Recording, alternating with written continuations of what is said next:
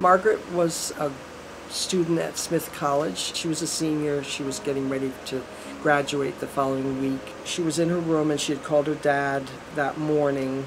Said, "Oh, I've got a headache. I don't feel good." Her girlfriends heard her in her room. Something wasn't right because they were knocking on the door and she wasn't answering and they heard sounds.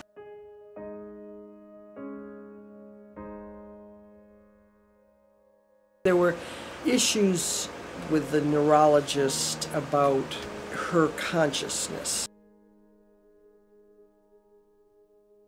And this doctor was saying he didn't think that she would progress beyond a vegetative state.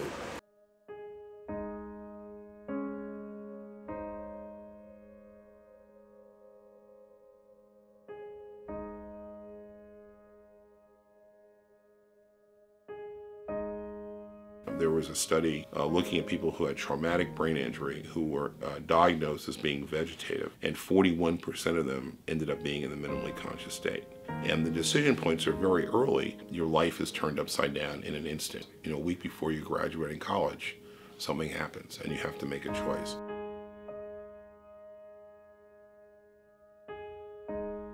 I had to make a decision in 24 hours, and he asked me what I thought Margaret would want. She had written an essay.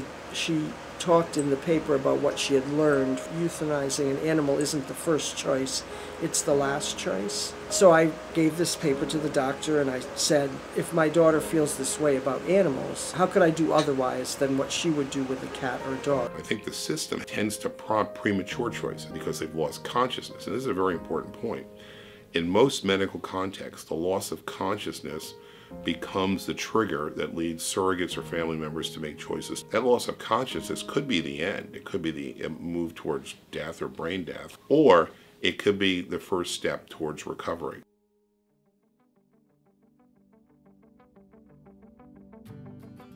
I decide that we're going to do everything, and she goes to Spaulding Hospital. She has intensive therapy. They allowed her to be part of the study, and we got her to New York. And when we first saw Maggie, she came in for a 3-day visit. The first day she was with us, we couldn't identify any bedside evidence that she was consciously aware. The second day, she was more alert. During this time, we saw the first evidence that she could take the command to look down with her left eye and follow it. It was clear, and it changed her diagnosis right away. It was like amazing because all these other doctors are saying she's in a vegetative state. The answer was there. She definitely could understand. She definitely could respond using her eye movement.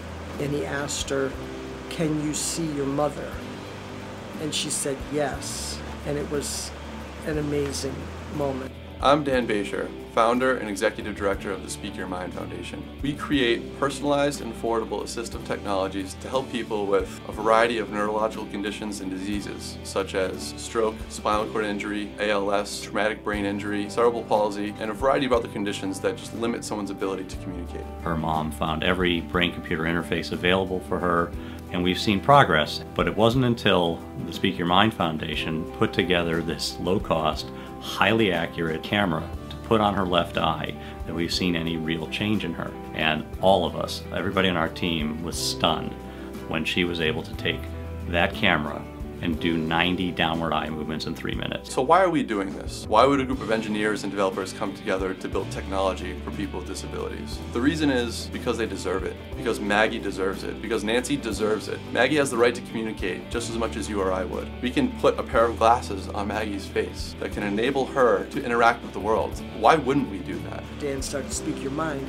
And what's really good about this device, it's portable, it's easy to set up. This she can always use instantly. It's practical, it's simple, it works. I want to do more with it. I want to have letters, I want to have pictures, I want to have conversation that she can initiate. The potential is there. This is all it takes.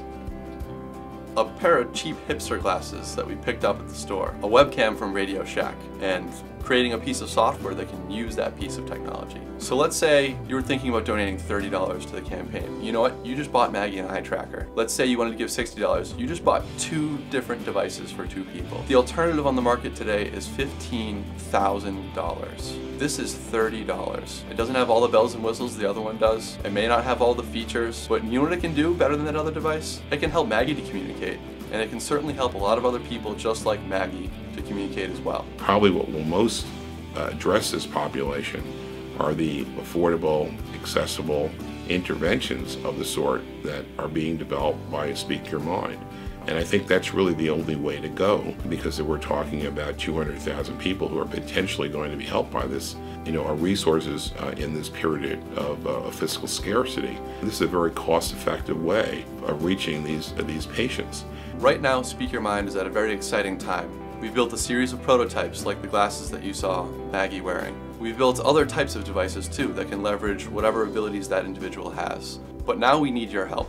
We need to take these prototypes and build more and more technologies and scale them so that we can help more and more people.